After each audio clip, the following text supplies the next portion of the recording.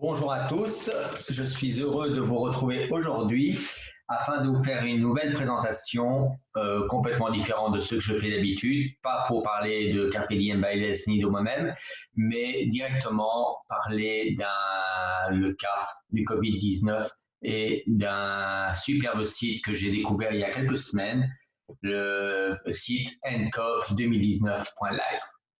J'avais mis online il y a quelques semaines, juste avant le confinement, un post qui présentait le portail indiquant les cas de Covid-19 à travers le monde.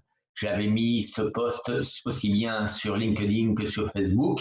J'avais eu quelques visites, mais très peu de réactions.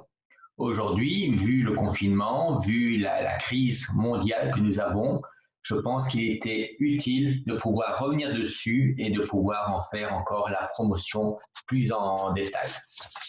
Je vais tout d'abord vous faire la présentation du site et je vais partager mon écran pour entrer plus en détail sur ce site. Laissez-moi le temps de me lancer et je reviens vers vous tout de suite par la suite. ncov 2019 a été créé en décembre 2017, en décembre 2019, excusez-moi. À l'époque, la Chine était principalement touchée et nous nous inquiétons pas beaucoup de ce virus. Mais aujourd'hui, c'est une pandémie. Le confinement est dans presque le monde entier. Le nombre de cas a explosé et les morts se comptent par milliers.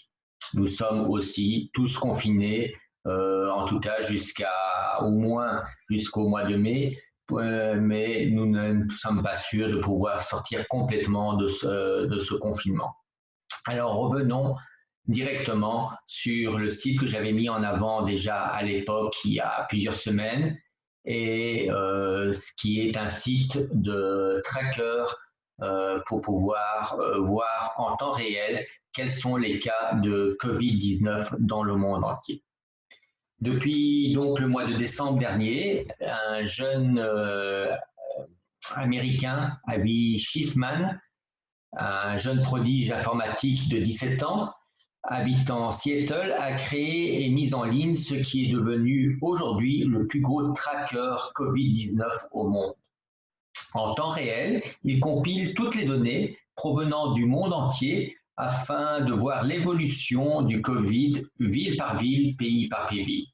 Vous pouvez voir actuellement, dans le monde, nous avons 2 833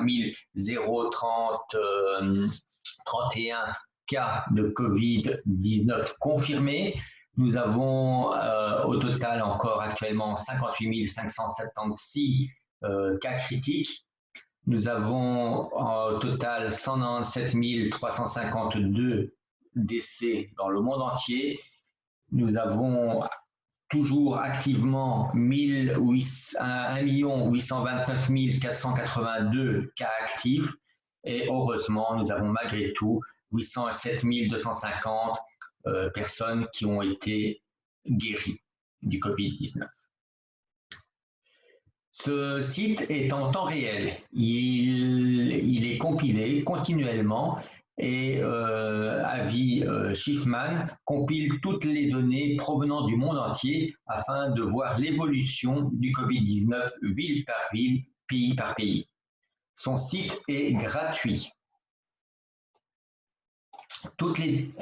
Son site est gratuit, mais si vous souhaitez le remercier et l'encourager à continuer dans ce chemin, vous pouvez lui offrir un thé online directement via le site en vous cliquant en haut à droite « Buy me a coffee ».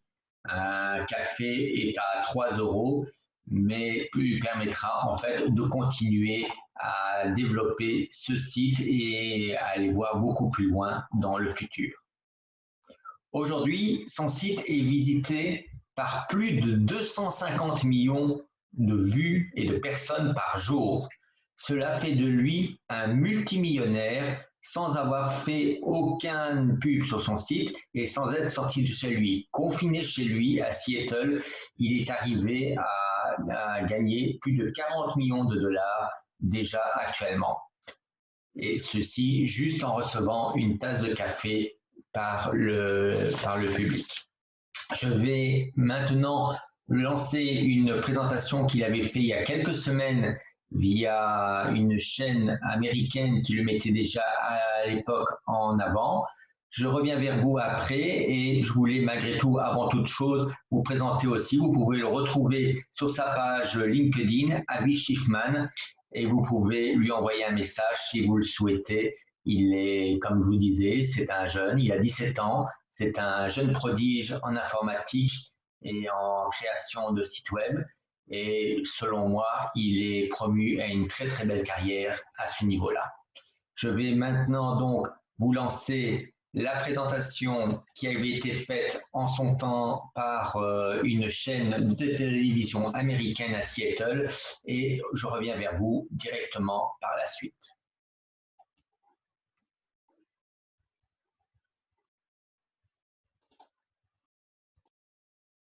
This is Democracy Now! I'm Amy Goodman. During Monday's coronavirus press conference, President Trump said, "We have a problem that a month ago nobody thought about." Well, one 17-year-old Seattle resident did. This is 17-year-old Avi Schiffmann, who's been tracking coronavirus cases since December. His website, ncov2019.live. We spoke on Friday. Yeah, I started this website around Christmas of last year. And I mean, the main goal of it was to provide just an easy way to see the straight facts and the data, you know, without having to make a website that was biased or, you know, full of ads or anything like that. So, I mean, you can like go on a phone and just instantly see the quick facts. You can see the total amount of cases, the total deaths, and, you know, all that kind of information. And you can get that for individual countries and now US states too, and all kinds of things. So I didn't want to make it hard. You know, you shouldn't have to go through government websites and download like a daily PDF that's probably out of date by the time you read it, and, you know, have to go through all kinds of complicated things just to see, you know, the straight facts. So that was the main reason why. How did you know? I wanted to make this website. How did you know what the Trump administration didn't know? We're talking about last December. I mean, no one was talking about this in the United States. Yes, this was a terrible crisis in China. What first sparked your interest to do this? Yeah, so I mean, when I started this website, there was less than like 1,000 total cases, and they were all just in like the Wuhan area of China.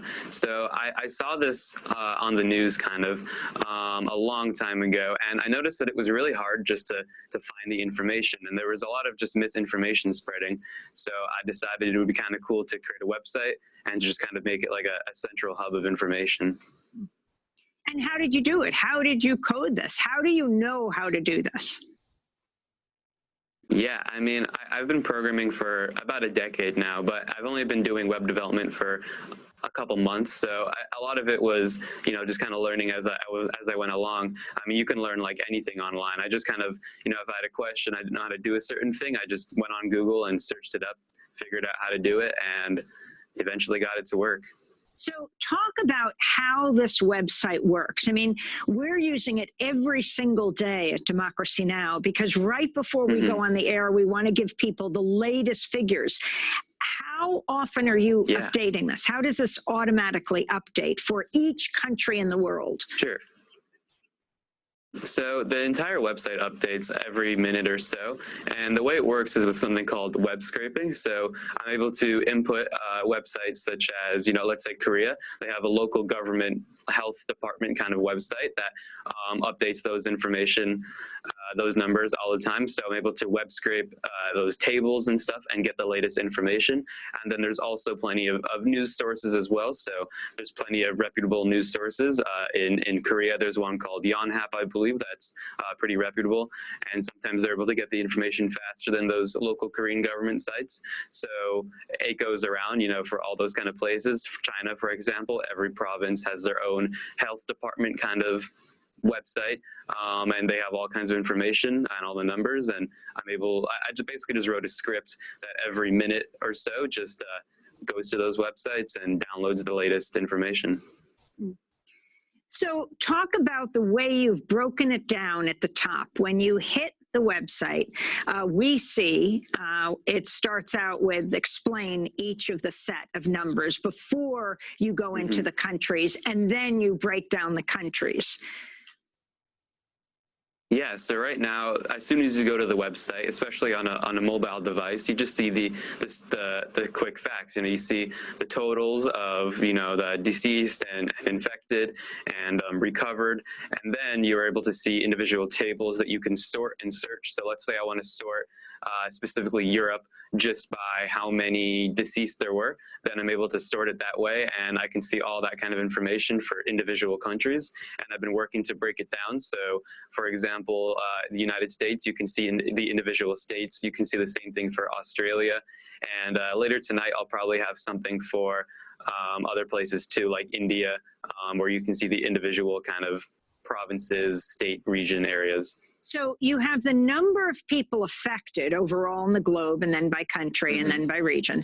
You have the number of people who have died, and you have the number of people who have recovered. Talk about how that came into being. Yeah, so that was kind of interesting. So that wasn't there for quite a while. And I started to get a lot of emails saying that the site was kind of overly negative. And I decided that it would be really cool if I could show how many people were recovering to give people a more positive outlook and maybe more hope. So I added that to the quick facts, and every single country you can see how many people have recovered, which I think gives people a lot of hope, because you can see in places like Korea, I think they reported more people that recovered today than people that had been infected, which is really big. And I'm also working on things like a vaccine tracker to continue making it more positive, because it shouldn't have to be, you know, super negative and you only see, you know, the amount of people that have died. What does a vaccine tracker mean, Avi?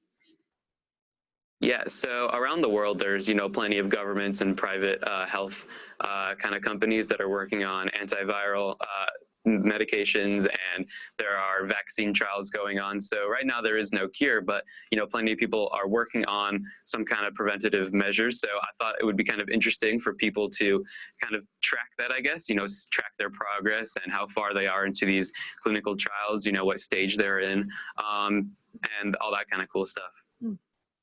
So talk about who is watching this. I mean, we're talking about, are you at 12 million now? Right now I'm at about 35 million. Oh my God.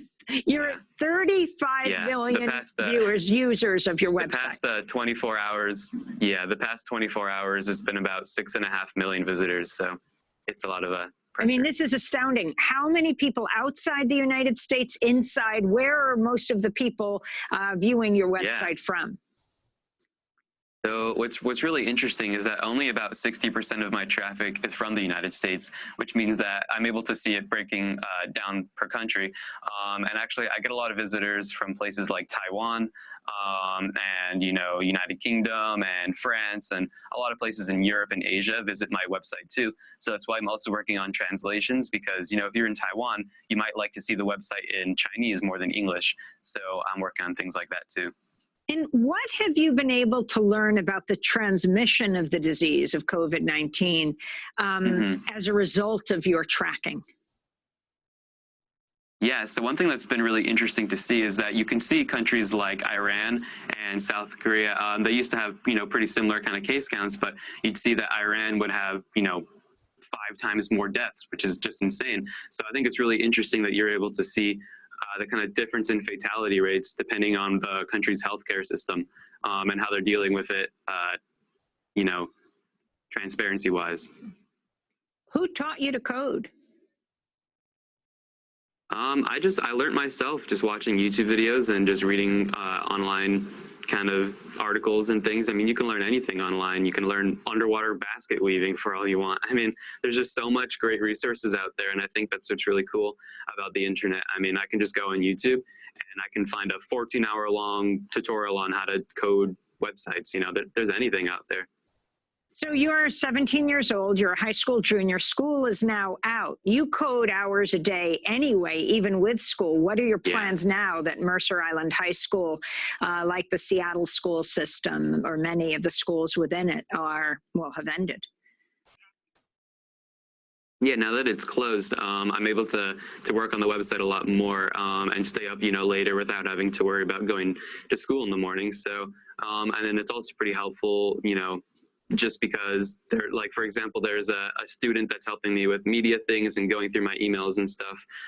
So now that school's out, you know, more people are able to help me that I know personally. So yeah, it's been really cool. And finally, if you can talk about this is not just sort of an academic project. This is, you are documenting a life and death moment, not only in the United States, but all over the world. If you can talk about message you have for other youth, and also the conversations you're having with people off and online about how to protect the most vulnerable, and just what this has meant for you. Has it shifted your view of the world and what young people can do?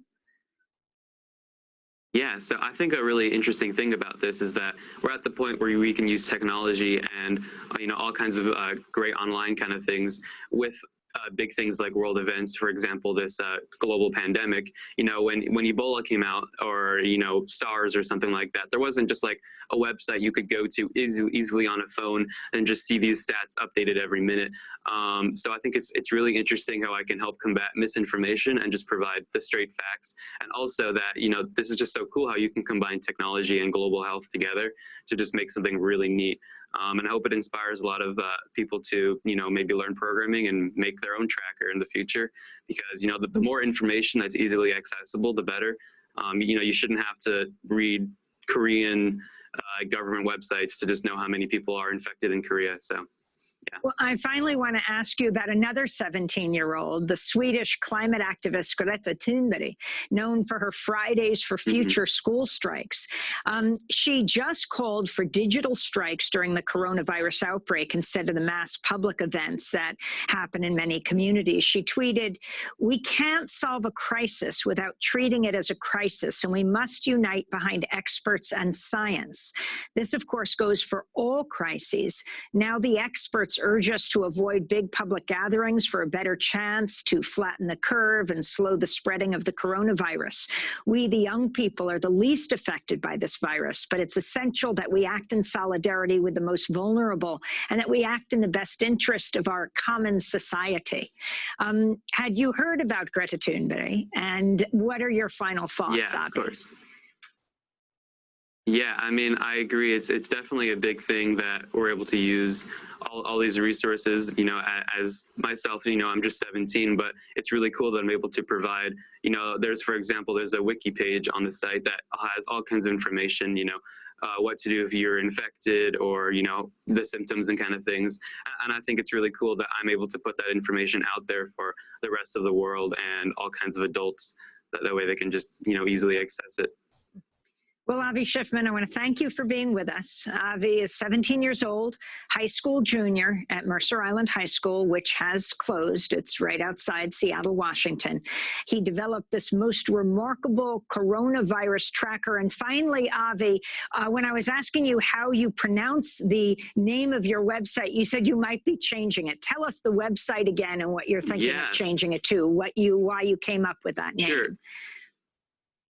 So right now the website domain is ncov2019.live, which is pretty hard to, you know, even say or remember. So I mean, that used to be the unofficial name of the virus, but now that it's changed, I'd like to rename the website. I bought a domain called germtracker.com. That way it's so much easier to remember, and that way I can also use it in the future for more global pandemics. I mean, because, you know, there's only going to be another big thing a couple of years from now, and, you know, I'll be the first one to make a tracker for it. So. Well, I want to thank you so much, Avi. Again, all the very, very best to you, to your family, to the community, and thank you for helping the entire community, not only in this country, but around the world. Avi Schiffmann, 17-year-old high school junior, speaking to us from Seattle, Washington. That does it for our